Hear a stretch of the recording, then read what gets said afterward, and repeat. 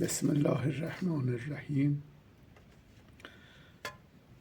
موضوع سلسله ویدیوهای ما آثار گسترده عقد ازدواج هست.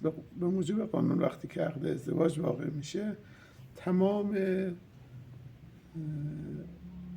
حقوق و تکالیف زن و شوهر نسبت به هم حاکم میشه و باید رعایت بشه. این آثار بسیار گسترده هست در مورد حسن معاشرت، نفقه، محل سکونت، شغل زن، حتی شغل مرد، فرزنددار شدن، تربیت فرزند، محل سکونت، خروج از کشور، ارث و آثار بسیار دیگه که هر کدومی با جزئیات بیشتر مورد بررسی قرار خواهد گرفت. طبیعتاً این مباحث در درجه اول به درد دختران و پسران جوانی که در شرف ازدواج هستن میخوره، از این بابت که هنوز وارد زندگی مشترک نشدن و اگر اطلاعاتشون کامل باشه با دیدی روشن‌تر به این عرصه وارد میشن. طبیعتاً هرچی آگاهانه تر آدم در یک موضوعی وارد بشه، خیلی موفق تر خواهد بود، خیلی فشار روحیش کمتر خواهد بود و خیلی روشن‌تر میدونه که باید چه گام‌هایی را به چه طریقی برداره. در درجه دوم پدر و مادرها هستند. غالباً پدر و مادرها به طور روشن از همه آثار ازدواج آگاهی ندارن. منظورم آثار حقوقی و قانونیش هست و یه روتین معمولی را سپری میکنن. در دنیای امروز اون آگاهی ها کافی نیست، چون انعطاف پذیری ها امروز خیلی کمتر از قبل شده، مادیگرایی بسیار قوی تر شده، جهان بینی کلاً متفاوت شده نسبت به قبل. اونها هم پدر مادرها هم باید مطلع باشن تا بتونن برای ازدواج دختران و پسرانشون آگاهی بیشتری داشته باشن. نسبت به قبل این ضرورت بسیار بیشتر حس میشه.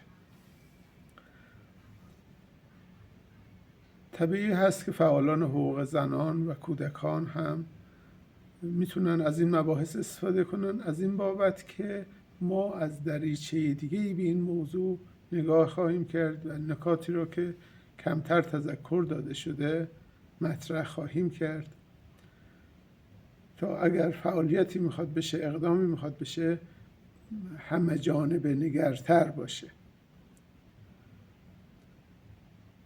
به طور کلی موضوعات بسیار عمومی خواهد بود و ما برای قشر خاصی این مباحث را ضبط و ثبت نمی کنیم. انشالله که همه بتونن بهره ببرن.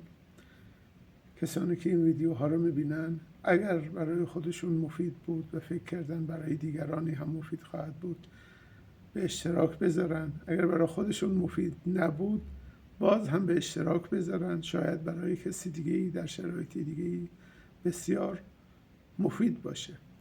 و در هر صورت از آموزش نباید خودداری کرد به هر طریقی. یکی با تولید محتوا این کار انجام میده، یکی با تکثیر و تبلیغش و تشویقش برای دیگران که دیگران هم ببینن.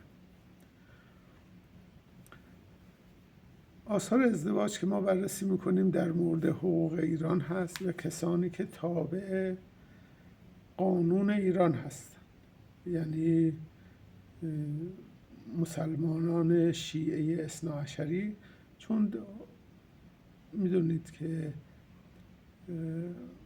حقوق خانواده جزء احوال شخصیه هست و نسبت به دین و مذهب افراد و تابعیت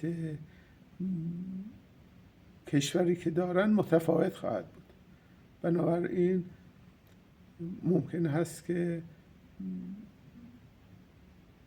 این احوال شخصیه برای اشخاص مختلف که دینهای مختلف دارن یا تابعیت کشورهای مختلف رو دارن متفاوت باشه.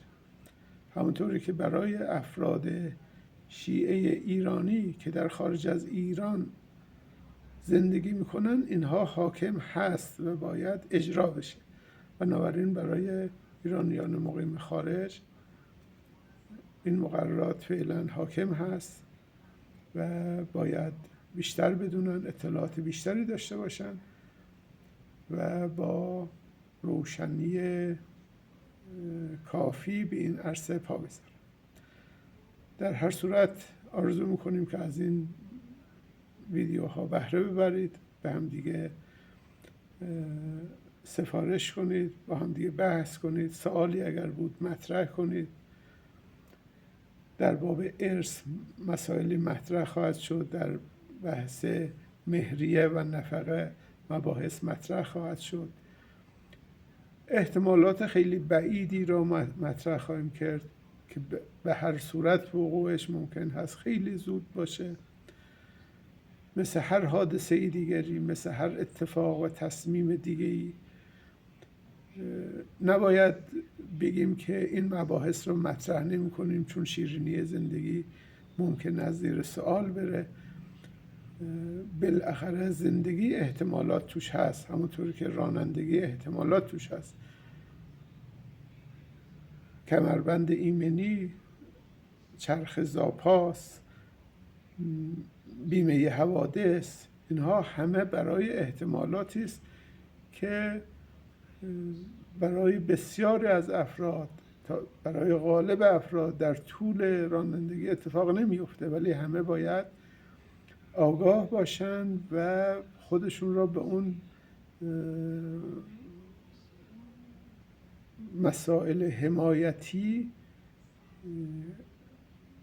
عرضم به حضور شما مجهز کنند که در وقت اتفاق آسیب زیادی نبینن. در هر صورت این مباحث میتونه برای همه انشالله مفید باشه. از اینکه با شما صحبت میکنم بسیار خوشبختم. انشالله که بهره کافی ببرید. متشکرم. تا ویدیوی بعدی.